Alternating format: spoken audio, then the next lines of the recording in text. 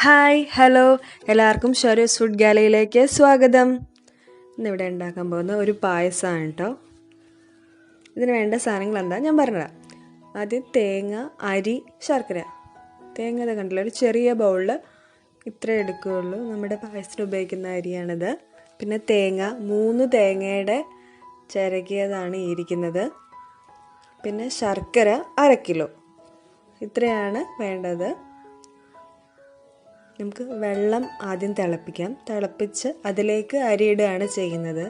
ഈ ഇടിച്ചു പിഴിഞ്ഞ പായസം എന്ന് പറഞ്ഞാൽ ഞങ്ങളുടെ അവിടെ അമ്മയുടെയൊക്കെ വീട്ടിൽ പോകുമ്പോൾ ഓണത്തിൻ്റെ അന്ന് അതായിരിക്കും അമ്പലത്തിൽ കിട്ടുന്നതും ആ പായസമായിരിക്കും ഇവിടെ ഉപയോഗിക്കുന്നത്. എനിക്ക് തോന്നുന്നു ഒരുപാട് പേർക്ക് ഇത് അറിയായിരിക്കും. എന്നാലും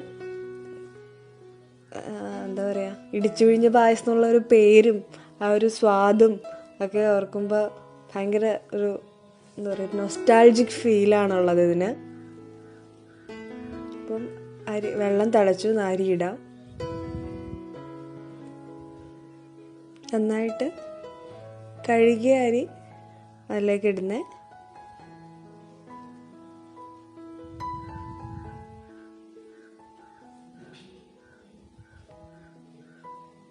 ഞാൻ നന്നായിട്ട് വേവണം.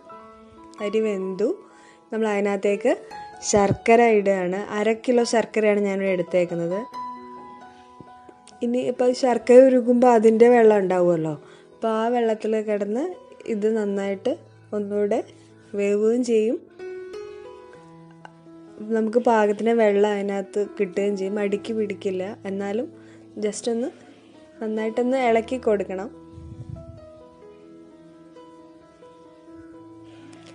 നിങ്ങൾ ഈ ചാനൽ ആദ്യമായിട്ടാണ് കാണുന്നതെങ്കിൽ സബ്സ്ക്രൈബ് ചെയ്യാൻ മറക്കല്ലേ.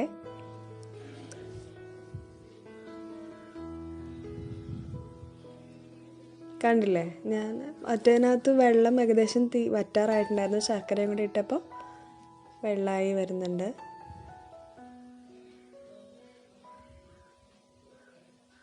ഇതിപ്പോൾ നല്ല ശർക്കര ആയതുകൊണ്ടാണ് ഞാൻ ഇങ്ങനെ തന്നെ ഇട്ടത്. അല്ലാന്നുണ്ടെങ്കിൽ കല്ലൊക്കെ ഉണ്ടെങ്കിൽ നിങ്ങൾക്കറിയാമല്ലോ, അത് അരിച്ചിട്ട് വേണം ഇടാൻ.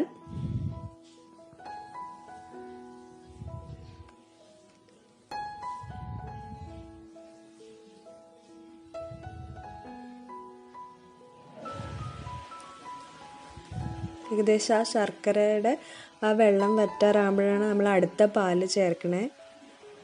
അതിനു മുമ്പ് നമുക്ക് നെയ്യ് ഒഴിക്കണം. നെയ്യ് ഒരു 2 സ്പൂണോളം ഒഴിക്കാം. ചെറിയ സ്പൂണിൽ 1-2 സ്പൂണ് ഒഴിക്കാം. അല്ല, ഇപ്പം നന്നായിട്ട് അത് തിളച്ച് വരുന്നുണ്ട്. ഞാൻ ഇതിലേക്ക് 2ാം പാൽ ഒഴിക്കുകയാണ്. തേങ്ങയുടെ 2ാം പാൽ ഒഴിക്കാം.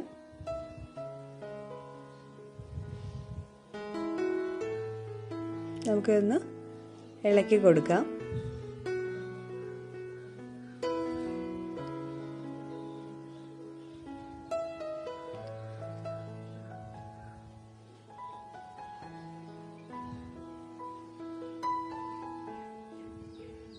അതിൻ്റെ കളറ് മാറി വരുന്നുണ്ട്.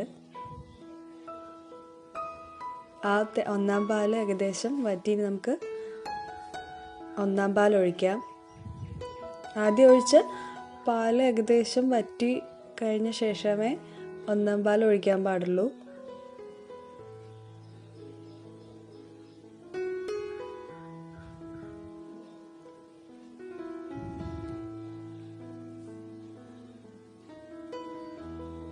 ഒന്നാം പാൽ ഒഴിച്ചിട്ട് നമ്മൾ ഉടനെ ഇളക്കാൻ പാടില്ല. കുറച്ച് സമയം കഴിഞ്ഞിട്ട് നമ്മൾ ഇളക്കാൻ പാടുള്ളൂ. അതുപോലെ തിളയ്ക്കാനും പാടില്ല. ചെറിയൊരു പത വരുമ്പോഴേക്കും നമ്മളത് ഓഫ് ചെയ്യണം.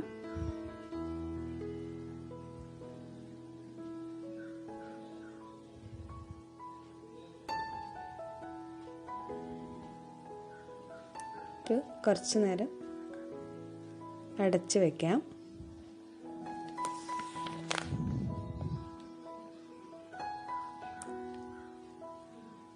നമുക്കൊന്ന് ഇളക്കി കൊടുക്കാം.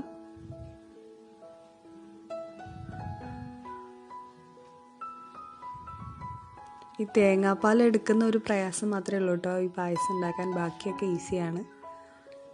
ഞാനിവിടെ നോൺ സ്റ്റിക്ക് പാത്രം ആയതുകൊണ്ട് അടിക്ക് പിടിക്കുന്നുള്ള പേടിയില്ല. കണ്ടില്ലേ? പിന്നെ ഇതിൽ നമ്മൾ വേറെ ഒന്നും ചേർക്കില്ല, അണ്ടിപ്പരിപ്പ് മുന്തിരി അങ്ങനെ ഒന്നും ചേർക്കില്ല. ഇത് ഇങ്ങനെ തന്നെയാണ് കഴിക്കുന്നത്. സൂപ്പർ ടേസ്റ്റാണ്.